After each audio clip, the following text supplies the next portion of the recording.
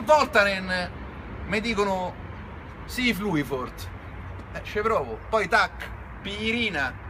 E a forza di farle, che poi mi ha detto ah citro, soddina. Ah scusa.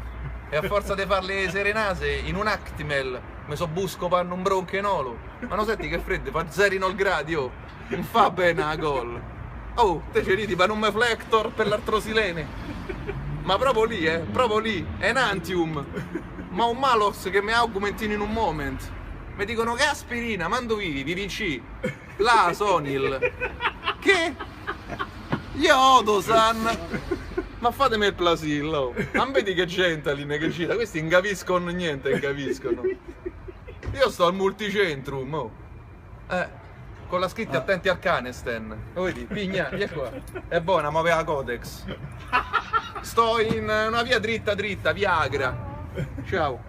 Sto in Viagra, anche se il mio va ancora Supradin, è ancora ben active. Sì.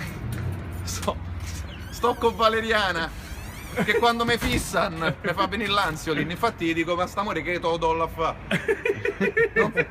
Non sei Anna Falqui, sei piena di Brufen.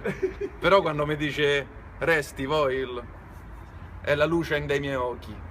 Io per lei ho fatto dei foil, guarda. Io ho detto vuoi un aereo? Te lo compro, io ho preso un aereo. E lei mi fa un aerosol.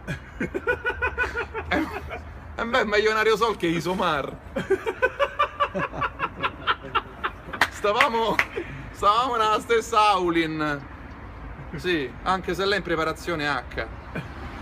Beh, totalmente no, più brava nella Prozac che nella poesia. Sì, io con lei vorrei vivere con tantum verde intorno. Fumarmi i fiori de Bach, mangiare ananas e ananase sotto un eucalipto, oppure le fave de fuga, solo che dopo fa la fuga al bagno, in mezzo alla vegetà lumina, perché come te un dì gestivo Antonetto,